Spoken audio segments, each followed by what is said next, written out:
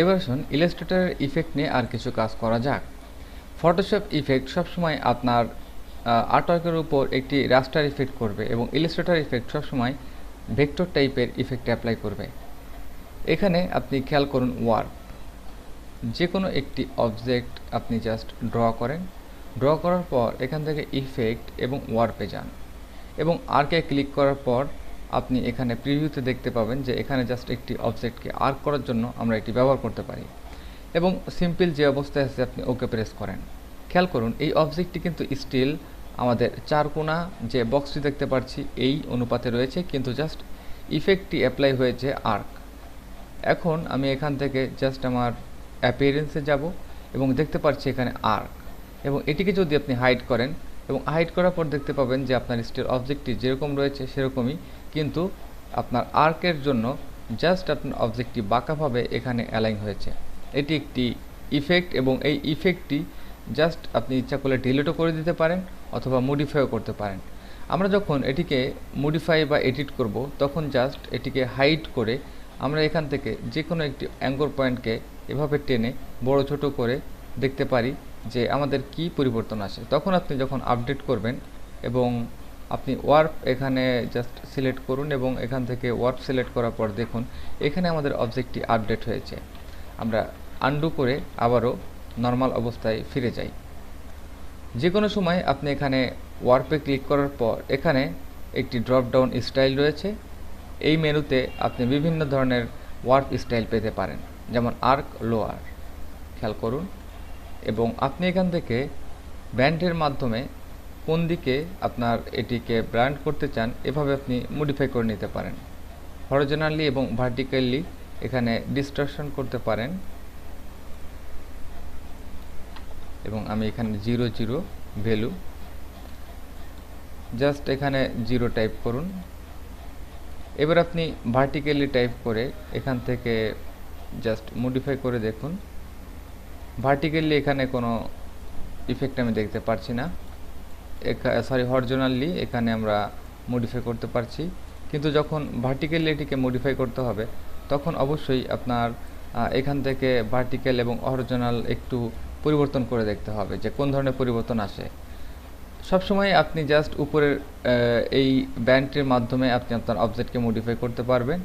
এছাড়া আপনি এখান থেকে আরও কিছু প্রিসেট রয়েছে, ফ্ল্যাগ, এবং ফ্ল্যাগের ক্ষেত্রে আমরা এখানে জাস্ট একটি ফ্ল্যাগ তৈরি করতে পারি।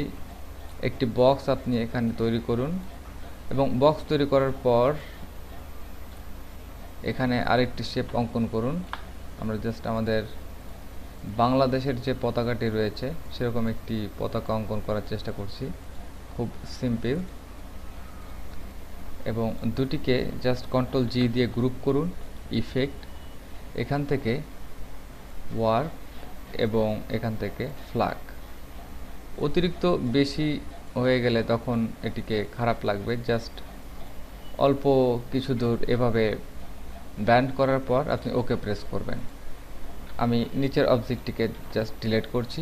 এরপর আপনি এখানে একটি লাইন ড্র করতে পারেন, স্ট্রেট লাইন, এবং এখানে একটি স্টক কালার আপনি দিতে পারেন। এটি 5 অথবা 8 পয়েন্ট। এরপর আসুন এখানে আমরা একটু মডিফাই করি, যেমন লাইট এবং শ্যাডো দিয়ে কিভাবে শেড তৈরি করা যায়। তো আমি জাস্ট এখানে একটি বক্স তৈরি করব।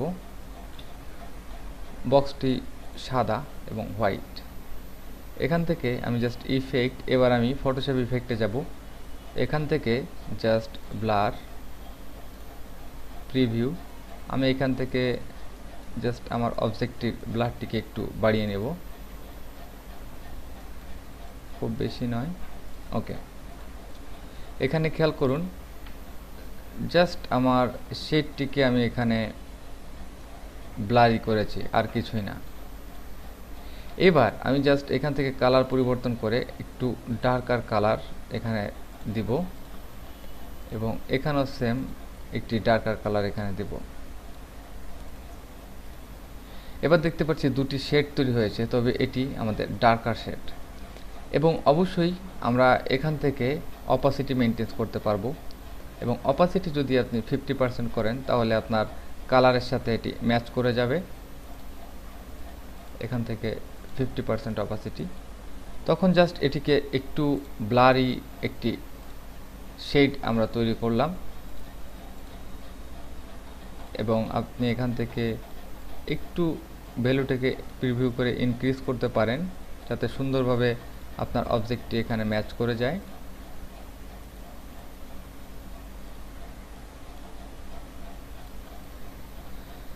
এখন হয়তো হঠাৎ করে দেখলে আপনার কাছে মনে হবে যে এটি একটু শেড তৈরি হয়েছে এবং আমরা সেম এই শেডটিকে অল্টার চেপে এখানে আরেকটি কপি করতে পারি এবং কপি করার পর এটি আপনি একটু লাইটার টাইপের ভ্যালু এখানে দিলেন কালার এবং এখান থেকে কপি করে এখানে নিলেন এবং এটিকেও লাইট বা হোয়াইট টাইপের একটি কালার আপনি এখানে অ্যাপ্লাই করতে পারেন। এই ক্ষেত্রে দেখা যাবে যে আমাদের পতাকাটা মোটামুটি একটু 3D রূপে রূপান্তরিত হবে। এই যা, তো এভাবে আপনি একটি অবজেক্ট তৈরি করে শেড তৈরি করতে পারেন। তবে এক্স্যাক্টলি কোন ধরনের শেপ কিভাবে তৈরি করলে ভালো হবে এটি আপনার বুঝতে হবে। এরপর আপনি এখানে জাস্ট একটি বক্স তৈরি করেন,